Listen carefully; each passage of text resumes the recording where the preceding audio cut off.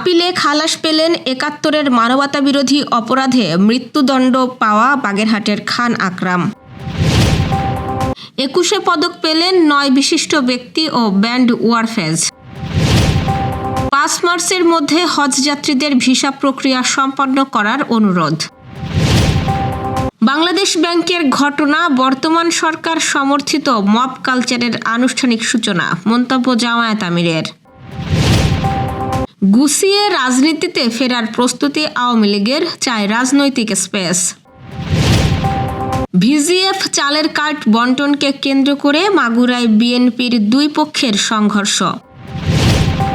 Metro station এলাকায় content তৈরিতে নিষেধাজ্ঞা দিল কর্তৃপক্ষ। দর্শক, শুনছিলেন দিনের শীর্ষ খবরের প্রধান প্রধান শিরোনাম। এবার বিস্তারিত। তার আগে আমাদের ইউটিউব চ্যানেল সাবস্ক্রাইব করুন এবং সব খবর পেতে ফেসবুক পেজ ফলো করে রাখার পাশাপাশি ওয়েবসাইট ভিজিট করুন। ৭১-এর মহান মুক্তিযুদ্ধে মানবতাবিরোধী অপরাধের মামলায় বাগেরহাটের খান আকরাম হোসেনকে খালাস প্রদান করেছেন সুপ্রিম কোর্টের আপিল বিভাগ। আজ সকালে প্রধান বিচারপতির নেতৃত্বাধীন আপিল বিভাগের একটি বেঞ্চ এই রায় ঘোষণা করেন। আন্তর্জাতিক অপরাধ ট্রাইব্যুনাল কর্তৃক তাকে দেওয়া মৃত্যুদণ্ডের রায়ের বিরুদ্ধে করা আপিল আবেদনের শুনানি শেষে আদালত এই সিদ্ধান্ত দেন। রায়ের ফলে আগের দেওয়া সর্বোচ্চ সাজার আদেশটি বাতিল হয়ে গেল। এর আগে ২০২৩ সালের ৩০ নভেম্বর আন্তর্জাতিক অপরাধ ট্রাইব্যুনাল এক রায়ে খান আকরাম সহ মোট ৭ জন আসামিকে মৃত্যুদণ্ড প্রদান করেছিলেন। সাজাপ্রাপ্ত অন্য আসামিরা হলেন শেখ মোহাম্মদ উকিল উদ্দিন, মকবুল মোল্লা, খান আশরাফ আলী, রুস্তম আলী মোল্লা, শেখ ইদ্রিস আলী ও শেখ রফিকুল ইসলাম বাবুল। তাদের মধ্যে খান আকরাম সহ প্রথম ৩ জন কারাবন্দী থাকলেও বাকি ৪ জন মামলা শুরু থেকেই পলাতক রয়েছে। ২০১৭ সালের ৩১ মে আসামিদের বিরুদ্ধে আনা অভিযোগ আমলে নিয়ে বিচার শুরু করেছিলেন ট্রাইব্যুনাল। মামলার বিবরণী থেকে জানা যায়, এই আসামিদের বিরুদ্ধে ৭১-এ সংঘটিত ৭টি সুনির্দিষ্ট মানবতাবিরোধী অপরাধের অভিযোগ আনা হয়েছিল। বিচারিক প্রক্রিয়ায় এইসব অভিযোগের ভিত্তিতে ট্রাইব্যুনাল তাদের ফাঁসির আদেশ দিয়েছিলেন। ট্রাইব্যুনালের রায়ের পর দণ্ডপ্রাপ্ত উচ্চ আদালতে আপিল করেন, যার প্রেক্ষিতে দীর্ঘ আইনি পর্যালোচনার পর আজ খান আকরামকে খালাস প্রদানের আদেশ দিলেন দেশের সর্বোচ্চ আদালত। প্রধানমন্ত্রী তারেক রহমান দেশের ৯ বিশিষ্ট ব্যক্তি ও একটি প্রতিষ্ঠানকে ২১শে পদক ২০২৬ প্রদান করেছেন। আজ সকালে ওসমানী স্মৃতি মিলনায়তনে সংস্কৃতি মন্ত্রণালয় আয়োজিত এক অনুষ্ঠানে দেশের দ্বিতীয় সর্বোচ্চ বেসামরিক এই পুরস্কার প্রদান করেন প্রধানমন্ত্রী। পদকপ্রাপ্তরা হলেন অভিনয়ে ফরিদা আক্তার ববিতা, চারুকলায় প্রফেসর ডক্টর মোহাম্মদ আব্দুস সাত্তার, স্থাপত্যে মেরিনা তাবাসসুম, সঙ্গীতে আয়ুব বাচ্চু মরণোত্তর, নৃত্যে অর্থী আহমেদ, পালাগানে ইসলাম উদ্দিন পালাকার, সাংবাদিকতায় শফিক রেহমান, শিক্ষায় প্রফেসর ডক্টর মাহবুবুল আলম মজুমদার ও ভাস্কর্যে তেজস হালদার যশ। এছাড়াও ব্যান্ড ওয়ারফেজকে এই পুরস্কার দেওয়া হয়েছে। ১৯৫২ খ্রিস্টাব্দের ভাষা আন্দোলনের শহীদদের স্মরণে ২১শে পদক প্রবর্তন করা হয়। পুরস্কার হিসেবে প্রত্যেক বিজয়ীকে স্বর্ণপদক, সম্মাননা সনদ ও নগদ অর্থ দিয়ে পুরস্কৃত করা হয়। আজকের অনুষ্ঠানে সংস্কৃতি মন্ত্রী অ্যাডভোকেট নিতাই রায় চৌধুরী সভাপতিত্ব করেন। আগামী ৫ মার্চের মধ্যে সব হজযাত্রীর স্বাস্থ্য পরীক্ষা, এই লক্ষ্যে বুধবার ৩০টি এজেন্সির মধ্যে ৭,৩৫৫ জন হজযাত্রীর স্বাস্থ্য পরীক্ষা এখনও বাকি রয়েছে। এর মধ্যে সর্বাধিক ১,৩০৬ জনের পরীক্ষা বাকি রয়েছে বাংলাদেশ ওভারসিজ সার্ভিসেস এবং সর্বনিম্ন ১০ জনের পরীক্ষা বাকি এহসান এয়ার ট্রাভেলসে। মন্ত্রণালয় জানিয়েছে, সৌদি হজ ও ওমরা মন্ত্রণালয় নির্ধারিত সময়সূচি অনুযায়ী আগামী ২০ মার্চের মধ্যে হজ ভিসা প্রক্রিয়া শেষ করতে হবে।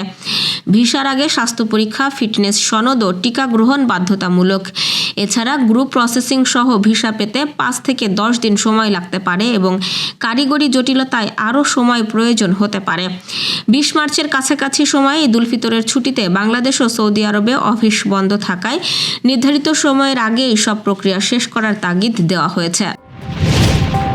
বাংলাদেশ ব্যাংকে সম্প্রতি সৃষ্ট পরিস্থিতিকে বর্তমান সরকার সমর্থিত মব কালচারের আনুষ্ঠানিক সূচনা হিসেবে মন্তব্য করেছেন বাংলাদেশ জামায়াতে ইসলামীর আমির ও বিরোধী দলীয় নেতা ডাক্তার শফিকুর রহমান। তিনি এই ঘটনাকে দুর্ভাগ্যজনক ও পুরোপুরি অগ্রহণযোগ্য বলে উল্লেখ করেছেন। আজ ভোরে সোশ্যাল মিডিয়া ফেসবুকে দেওয়া এক পোস্টে তিনি এসব কথা বলেন। ফেসবুক পোস্টে ডাক্তার শফিকুর রহমান লেখেন, গতকাল বাংলাদেশ ব্যাংকে যে পরিস্থিতির সৃষ্টি করা হয়েছে তা বর্তমান সরকার সমর্থিত মব কালচারের আনুষ্ঠানিক সূচনা বলে মনে হচ্ছে। এটি দুর্ভাগ্যজনক ও পুরোপুরি অগ্রহণযোগ্য।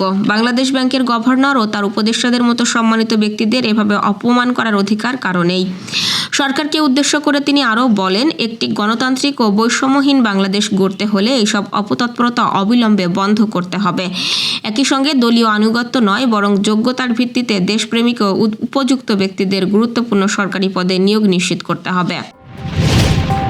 24-এর গণ অভ্যুত্থানের পর আওয়ামী লীগের রাজনৈতিক কার্যক্রম নিষিদ্ধ ও নিবন্ধন স্থগিত হওয়ায় দলটি ত্রয়োদশ জাতীয় সংসদ নির্বাচনে অংশ নিতে পারেনি। মোহাম্মদ ইউনূস নেতৃত্বাধীন অন্তর্বর্তী সরকারের সময়ে কঠোর অবস্থানের মুখে পড়ে দলটি। নির্বাচনের পর রাজনৈতিক সরকার গঠিত হওয়ায় আওয়ামী লীগ এখন তুলনামূলক স্বস্তিতে রয়েছে। ঢাকাসহ বিভিন্ন এলাকায় নেতাকর্মীরা কার্যালয়ে ফেরার চেষ্টা করছেন। এক্ষেত্রে ক্ষমতাসীন বিএনপির কেন্দ্রীয় অবস্থানকে ইতিবাচক হিসেবে দেখছে দলটি। যুগান্তরের এক সংবাদে বলা হয়েছে, আপাতত সহিংসতার পথে না গিয়ে সংগঠন গুছিয়ে রাজনীতি করার পক্ষে আওয়ামী লীগ।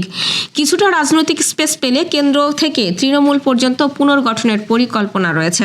বিতর্কিত নেতাদের বাদ দিয়ে পরিচ্ছন্ন ভাবমূর্তি ও তরুণ নেতৃত্ব সামনে আনার সিদ্ধান্তও নেওয়া হয়েছে। আওয়ামী লীগের নেতারা মনে করছেন, নবনির্বাচিত সরকার রাজনৈতিক স্থিতিশীলতায় গুরুত্ব দেবে। প্রধানমন্ত্রী ও বিএনপি চেয়ারম্যান তারেক রহমানের বক্তব্য ও সাম্প্রতিক পদক্ষেপে তারা আশার ইঙ্গিত দেখছেন। দলটির আশা, কার্যক্রমে আরোপিত নিষেধাজ্ঞা শিগগিরই প্রত্যাহার হতে পারে। ঈদ উপলক্ষে ভিজিএফ চালের কার্ড বিতরণকে কেন্দ্র করে মাগুরা পৌরসভার ৮ নম্বর ওয়ার্ডে বিএনপির দুই পক্ষের মধ্যে সংঘর্ষের ঘটনা ঘটেছে। বুধবার রাতে সংঘর্ষে ওয়ার্ড বিএনপির সভাপতি শেখ তরিকুল ইসলাম সহ অন্তত 14 জন আহত হন। আহতদের মধ্যে 10 জনকে মাগুরা 250 শয্যা বিশিষ্ট হাসপাতালে ভর্তি করা হয়েছে। সংঘর্ষের সময় বাটিকাডাঙ্গা মোড়ে অবস্থিত ওয়ার্ড বিএনপির কার্যালয়ে ভাঙচুর চালানো হয়। কার্ড বন্টন ও সভায় আমন্ত্রণ না পাওয়াকে কেন্দ্র করে বিরোধের সূত্রপাত হয়। ইফতারের পর পরিস্থিতি সংঘর্ষের রূপ নেয়। খবর পেয়ে পুলিশ, র্যাব ও সেনাবাহিনী ঘটনাস্থলে পৌঁছে পরিস্থিতি নিয়ন্ত্রণে আনে। পুলিশ জানিয়েছে, এলাকায় অতিরিক্ত নিরাপত্তা জোরদার করা হয়েছে এবং কয়েকজনকে আটক করে আইনগত ব্যবস্থা নেওয়া হচ্ছে। মেট্রো স্টেশন এলাকায় কন্টেন্ট তৈরিতে নিষেধাজ্ঞা দিয়েছে Dhaka mass transit company limited DMTCL কর্তৃপক্ষ। ডিএমটিসিএল এর পরিচালক AKM খায়রুল আলম স্বাক্ষরিত এক সতর্কীকরণ বিজ্ঞপ্তিতে এই তথ্য জানানো হয়েছে। বিজ্ঞপ্তিতে বলা হয়, মেট্রো স্টেশন এলাকা, প্ল্যাটফর্ম, কনকোর্স, প্রবেশ বা বাহির পথ, ট্রেনের ভেতর এবং সংশ্লিষ্ট স্থাপনা সমূহে Dhaka mass transit company limited কর্তৃপক্ষের পূর্ব অনুমতি ছাড়া শর্ট ভিডিও তৈরি করে ইউটিউব, সোশ্যাল মিডিয়ায় প্রচার, বাণিজ্যিক বা ব্যক্তিগত উদ্দেশ্যে ফটোগ্রাফি, লাইভ স্ট্রিমিং, শুটিং বা যে কোনো প্রকার কন্টেন্ট কার্যক্রম সম্পূর্ণভাবে নিষিদ্ধ। অনুমতি ছাড়া উপরোক্ত কার্যক্রম পরিচালনা করলে প্রযোজ্য আইন ও নীতিমালা অনুযায়ী প্রয়োজনীয় প্রশাসনিক ও আইনি ব্যবস্থা নেওয়া হবে। বিজ্ঞপ্তিতে আরও বলা হয়, ডিএমটিসিএল এর বাণিজ্যিক স্পেস বা ভাড়া ইজারা নীতিমালা 2023 অনুযায়ী মেট্রো রেলের আওতাধীন এলাকায় বাণিজ্যিক শুটিং, ভিডিও, ফটোগ্রাফির অনুমতির জন্য নির্ধারিত প্রক্রিয়ায় আবেদন করতে হবে। দর্শক, এ ছিল এখনকার আয়োজন। পরবর্তী খবর দেখুন বেলা 2:30টায়। এতক্ষণ সাথে থাকার জন্য ধন্যবাদ।